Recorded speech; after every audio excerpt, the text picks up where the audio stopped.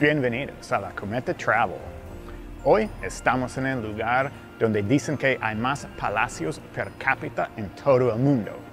Es un lugar que Lord Byron describió como el Edén glorioso. Estamos en Sintra, aquí en Portugal. Y pues con más palacios per cápita en todo el mundo y con el gran Lord Byron describiéndolo como Edén, pues no es solo uno de los lugares más bellos en el país, es uno de los lugares más bellos en todo el mundo. El palacio con los dos chimeneas gigantes que pueden ver detrás fue el palacio de verano de los reyes de Portugal hasta el siglo XVII. Y ellos le gustaron este lugar por dos razones. Uno, es muy cerca al capital Lisboa. En carro, pues no tenían eso, pero hoy en día en carro es solo a 30 minutos o 45 en tren. Y la otra razón es la zona es rodeado por naturaleza. Y los reyes siempre les gustaron la naturaleza. Porque si tú tienes naturaleza, tienes animales. ¿Y qué puedes hacer con los animales? Puedes cazarlos. ¿Qué estaban pensando? ¿Que un rey va a venir a contemplar un árbol? No, estoy hablando de reyes. Ellos quieren matar cosas. Y los dos chimeneas detrás son únicos en el mundo. Y pues el palacio realmente se destaca por ellos.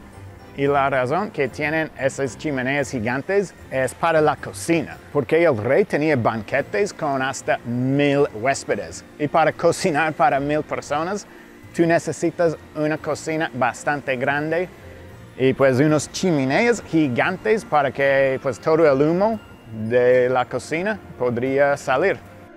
Ahora estamos enfrente del sitio más famoso de Sintra. Si buscas en Google Sintra, fotos de este palacio es casi todo que vas a ver. Es el Palacio Nacional da Pena y es en el punto más alto en toda la zona. Y la verdad, cuando yo lo miré, no me pareció un lugar real. Se ve como un palacio que construyeron en un set en Hollywood para una película de Disney. Pero fue construido por el rey Fernando II en el siglo XIX. Y él era un hombre muy rico. Él no usó dinero del Estado para construirlo, él lo hizo con su propio plata. Y si lo miras de cerca, se nota, no es tan fino como los palacios nacionales más viejos que pagaron el Estado. Está hecho de concreta, no todo mármol. Y hay lugares que en un palacio más antiguo sería más detallado, pero en este simplemente pintaron. Entonces es hermosísimo, pero se nota que es más moderno y no tan fino cuando lo mires de cerca. ¿Y dónde estamos grabando ahora? No es solo el palacio tiene un parque y estamos a distancia de 1 kilómetro, pero todavía estamos dentro del parque. Este bosque todo pertenece a este palacio, entonces ocupa un espacio gigante. Otro palacio que no puedes perder es la Quinta da Regaleira. El palacio fue construido en 1910 y es bastante lindo, pero la Quinta da Regaleira se destaca por sus jardines. Realmente son majestuosos y puedes pasar horas explorándolos. La mejor parte del jardín es el pozo iniciático, donde se hacían rituales masónicos. Pero realmente no es un pozo.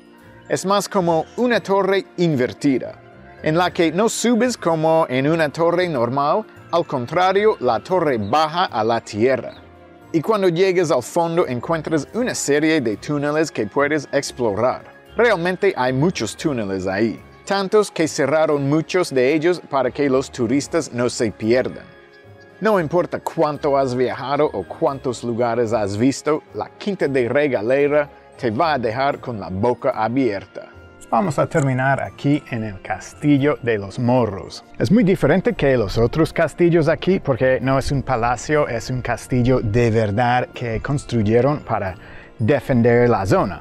Pues con el nombre ya saben que fue construido por los Morros. Y cuando el primer rey de Portugal, Afonso Henriques, empezó a conquistar el país, él empezó en el norte, bajó a Lisboa, conquistó a Lisboa, Y después vino aquí y pues el pueblo se rindió y el ejército musulmán vino al castillo, y cuando Afonso Enrique subió al castillo a luchar contra ellos, parece una leyenda, pero es de verdad, el ejército llegó y encontraron el castillo totalmente vacío. ¿Cómo puede desaparecer un ejército entero? Y la razón es porque aquí en Sintra, en los cerros, hay muchas cuevas, muchos túneles.